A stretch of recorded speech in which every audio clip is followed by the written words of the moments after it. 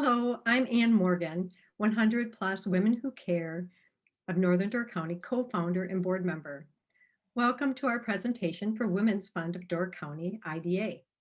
This is for our April 26th Giving Circle meeting. Thank you for joining us virtually. We are looking forward to live presentations starting in July if all goes well. But for now, I'll be the host for this short presentation and ask the questions for the 5-minute Q&A. I'd like to welcome 100 Plus member Karen Peterson, who will be presenting on behalf of her nomination, Women's Fund of Door County IDA, and also welcome Jennifer Miller, who is on the Board of Advisors for Women's Fund of Door County. With that, I'll turn it over to Karen. Hi. First, a bit of background on the Women's Fund. We were founded in 2009, and we are Door County's largest fund that focuses on the needs of women and girls. We're a granting organization, and we grant about $100,000 annually. We're self-funded through donations and a handful of events. Our largest fundraiser is the Celebrate Women Luncheon that's held every August at Stone Harbor Resort. We're a working board.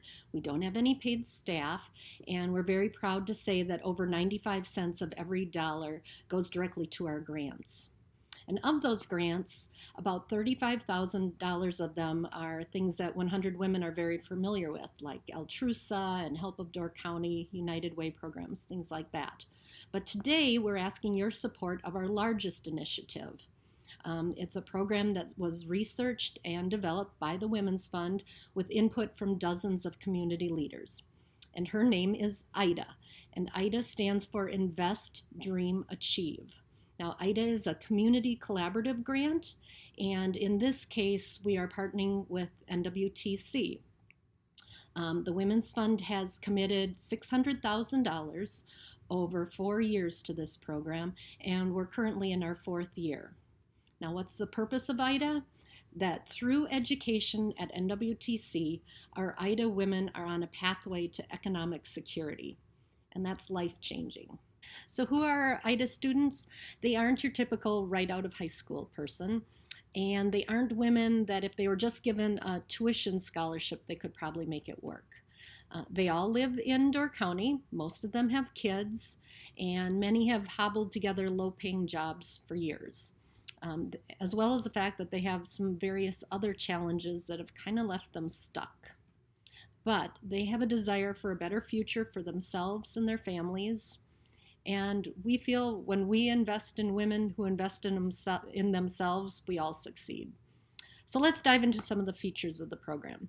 The key is the student support specialist. Her name is Jamie Jorns. She's employed by NWTC specifically for this program. And Jamie meets with each student and initially does some career counseling. And the students have picked a variety of majors from nursing to business administration, even welding, computer tech, large variety. Jamie meets with each student one-on-one and really gets to know them personally and helps them deal with their unique challenges. And some of these challenges are really significant. They include food insecurity, child care issues, maybe abusive relationships, organizational problems, self-doubt. She is able to give them the connection to community resources that they need to conquer these challenges.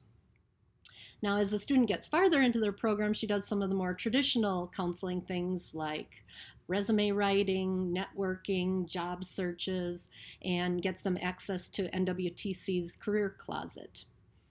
A truly vital part of this program is that each student receives financial education, and understanding how to use money as a tool is vital to our goal of economic security. Once a month, the students all get together. The IDA students really enjoy this part. They're able to support each other, share challenges, and celebrate victories, which is fun for all. Another aspect of this program that we feel is important is to establish a habit of savings. So each student sets up a savings account. The Women's Fund will match it 1-to-1 with a cap. And at the end of each second semester, the Women's Fund offers them a stipend. Now, they can use that to help offset some of their expenses, or they can save it so that they have a very nice nest egg at graduation. Now, NWTC has a very ambitious goal of having 40 students enrolled each year for the upcoming years, and we hope we can count on you to help us reach that goal.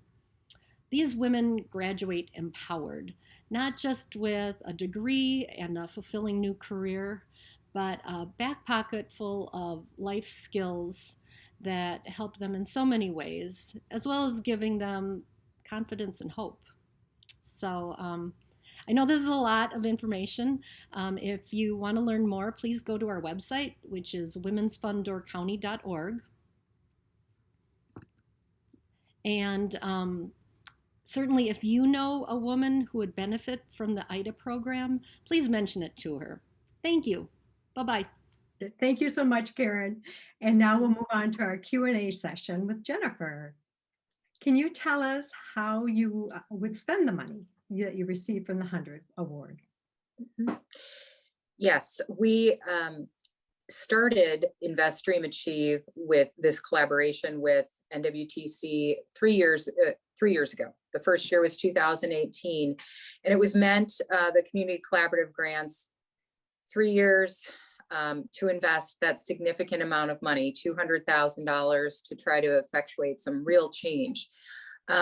We were so impressed with the outcomes of that first 3 years that we committed to another 3 years and expanded it. So in the first 3 years, we had planned that we wouldn't go more than 25 students.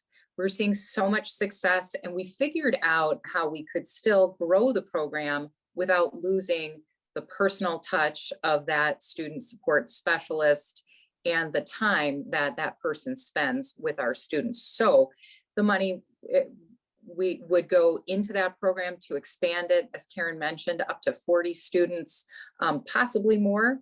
And also, we want to see something like this continue with NWTC, even if we move on to a different community collaborative grant in the future. Okay, very good. I'm curious, how do you measure success? It sounds like it's been a great program. And so how do you guys measure it? Sure. The student support specialist was part of the grant. It's been helpful for us in so many ways that we've gotten a great deal of information from the student support specialist about what resources in the community that our students were connected with.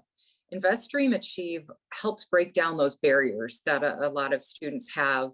Students who are juggling so many things, a career, families, relationships, different challenges they have to going back to school and getting their degree. So one of those things is connecting them to the resources in the community to help them while they're in school, while they're still improving their abilities to earn a higher income and get better jobs. So we get that information of what they're getting connected to. We also measure the success by, their grades. I've been very impressed with the grade point average. The average among the students in the first 3 years was 3.4, which is a pretty great. I would have been happy with that a lot of years when I was in college. So that shows that they're working really hard. We also measure the success by the amounts of money that the women are putting into their savings account. So each woman has a savings account. All of the students had opened up a savings account and set a budget. That is achieving a great goal right there. Just having a budget, we know that that's a good thing for your overall financial health. But people have averaged their monthly deposit into their account at $60 to $70 a month. That's a significant investment. As Karen said, these women are investing in themselves. Yes, they get a grant, but they're also carrying that savings with them and being more judicious about what to spend the money on, having that nest egg. And it's really quite a jump if you think about a lot of students or individuals that go from working paycheck to paycheck to having that account for those emergencies.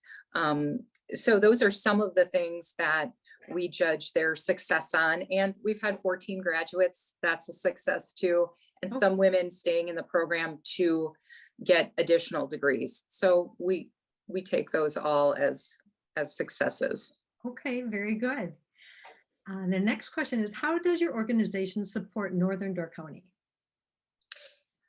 The Women's Fund of Door County, the granting organization as a whole, we have given in our short time of being in existence, of the 12 years we've been in existence, have given to nonprofit organizations. Say it's about 35 or 36 different nonprofit organizations that serve the entire county. So many different resources that we know they're serving people up and down the peninsula.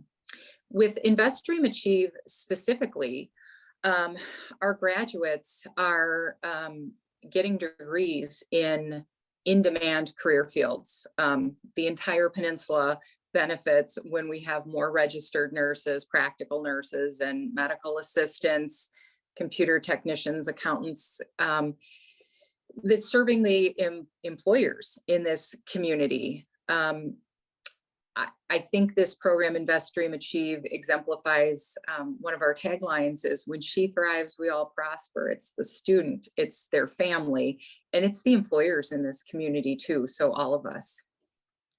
Very good. Well, with that, our time is up for 5 Oh. minutes. So thank you. I want to Thank thank you. again Karen and Jennifer for their time and support of our 100+ Women Who Care Giving Circle.